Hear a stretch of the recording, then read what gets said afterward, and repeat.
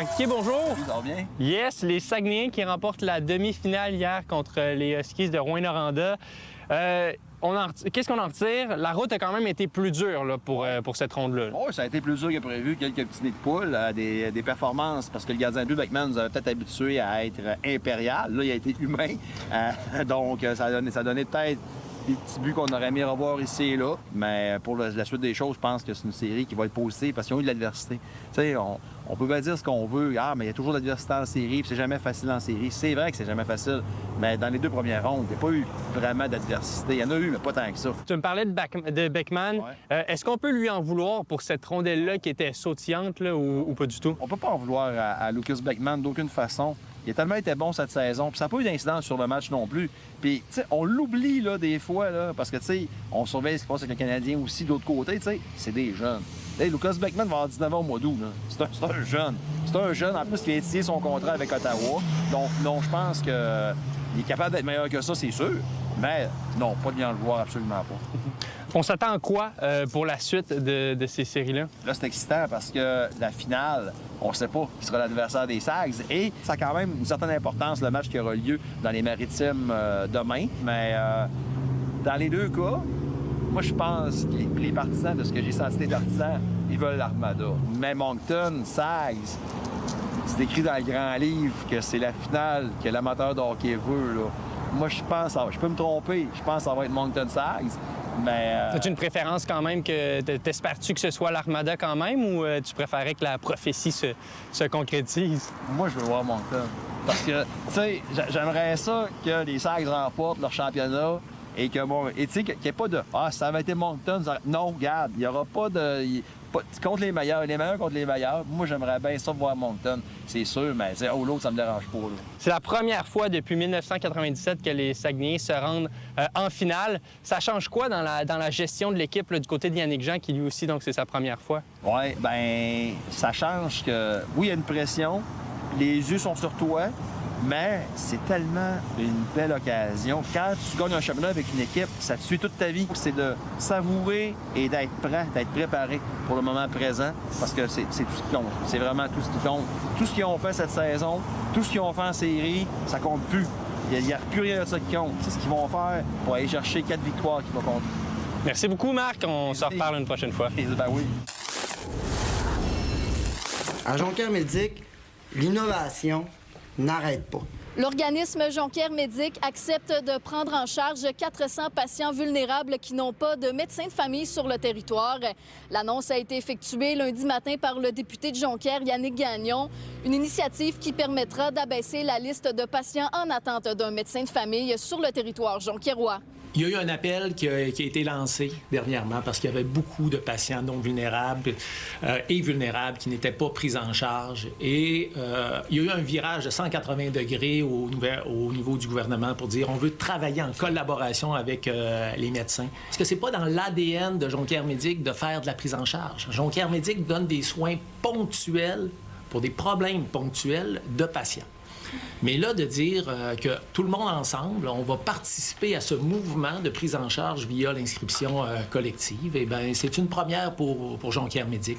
Et je pense que c'est, encore une fois, la population de Jonquière qui va pouvoir bénéficier de cet apport-là, au même titre que le font les GMF là, à l'heure actuelle. On essaie tout le temps de trouver quelque chose qui va amener, on va intéresser plus le gouvernement, puis avec l'avancement de ces 400 prises en charge-là, et que les médecins qui avaient dit oui, on y va, bien, le conseil d'administration, on est très, très, très, très heureux. Actuellement, il y a 5 556 patients orphelins sur le réseau local de services de Jonquière. De ce nombre, les médecins de famille des deux groupes de médecins de famille et de Jonquière-Médic ont pris en charge 2781 patients. D'ailleurs, il est important de mentionner que cette prise en charge de 400 patients par l'organisme n'aura pas d'impact sur les visites à domicile. Et quand je vous dis qu'on est dans l'innovation, on prend 400 patients vulnérables qui ne se rendent pas dans leur GMF. C'est 400 patients vulnérables qui, la voiture de Jonquière-Médic va arriver et le docteur va cogner à leur porte. Puis les soins médicaux à domicile doivent faire partie d'un des piliers essentiels de la santé des Québécois. On a mis ça de côté il y a plusieurs années avec la réforme du Dr Barrett. Maintenant, je pense que c'est un retour du balancier.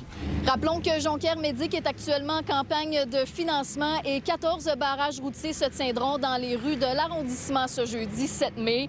Annuellement, Jonquière-Médic a besoin d'un financement de 300 000 $ pour assurer son fonctionnement. À Saguenay, Sarah-Léa Bouchard pour Nouveau Info. La date limite pour faire sa déclaration d'impôt est passée. Si vous ne l'avez toujours pas fait, il est encore temps pour éviter de payer trop de pénalités. Et sachez que vous n'êtes pas seul. Près d'un quart des Canadiens n'avaient toujours pas fait leur déclaration le 30 avril dernier, selon un sondage mené par H&R Bloc Canada. C'est pas agréable pour grand monde de devoir faire ses impôts, fait que les gens peuvent avoir négligé. Les gens peuvent penser parce qu'ils n'ont pas eu de revenus ou parce qu'ils pensent qu'ils n'auront pas de retour d'impôts, ils tardent à les faire. Tu sais que je vois parfois même des clients qui font pas leur déclaration plusieurs années en ligne, puis au final, là, se finissent par ramasser un montant qui est tout simplement exorbitant. Donc, c'est définitivement pas la chose à faire.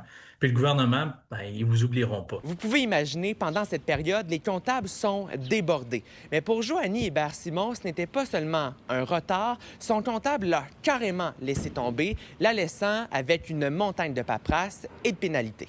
J'envoie mes papiers quand même assez tôt. Fin mars, début avril. J'étais pas très en avance, mais j'étais pas en retard complètement. Et on m'a écrit quelques jours avant la date limite. Le dit comptable m'a dit « Ouais, non, c'est ça, ce sera pas possible finalement. Je manque de temps. » Fait que là, j'ai dit non, mais au pire, fais-le un petit peu plus tard. Puis on m'a répondu non, ce sera pas possible. Alors, 2 jours avant la date, j'ai dû me trouver un comptable. Mais là, qu'est-ce qui se passe? Il se passe de l'angoisse. Ça reste la responsabilité du citoyen de faire sa déclaration dans les temps. Si on fait affaire avec un service de professionnel, comme avec n'importe quel professionnel, si le service rendu, il répond pas à la demande, vous avez toujours des recours contre le professionnel ou la personne qui a décidé de faire vos impôts. Ils sont très sollicités, les gens qui font des impôts. C'est pas toujours évident de trouver une ressource qui peut les faire. On essaie de se prendre d'avance. La principale raison, c'est que la saison d'impôt est très courte et très intense. Les comptables doivent traiter un grand volume de déclarations seulement dans quelques semaines, maximum 10 semaines. Pour ceux qui doivent des impôts pour 2025 à l'Agence du revenu du Canada et qui n'ont toujours pas fait leur déclaration, une pénalité de 5 % sera appliquée sur le solde dû, suivi d'1 % par mois de retard. Plus on attend, plus d'intérêts qui s'accumulent.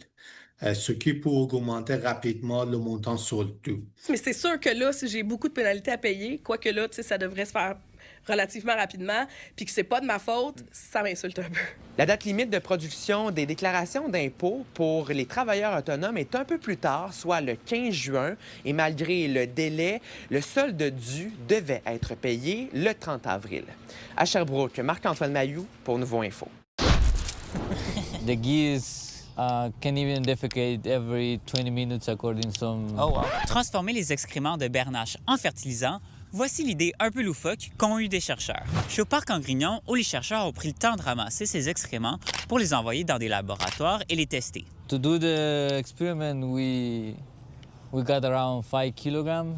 L'idée, c'est de voir si ça peut servir à nourrir la mouche noire soldate. C'est un excellent décompositeur et elle est déjà utilisée au Québec. And we found there are research on recycling manure of cows, pigs, and chickens. But then we didn't find anything about wildlife, animals growing in urban areas like this.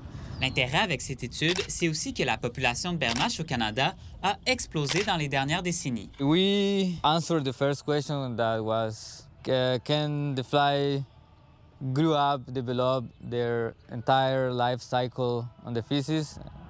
The answer is yes. Les mouches qui décomposent cette matière créent ensuite eux-mêmes des excréments qui sont utilisés pour faire pousser des plantes aquatiques. Ça peut être utilisé en agriculture pour nourrir le bétail ou encore pour filtrer des lacs qui auraient été contaminés. Around August, September, That's when there's the more... you will find tons of poop here. Okay, yeah. Et des machines capables de faire ce genre de ramassage existent déjà en Colombie-Britannique ou encore aux États-Unis. Ça serait une façon d'inciter à nettoyer nos parcs en donnant une certaine valeur à ces excréments.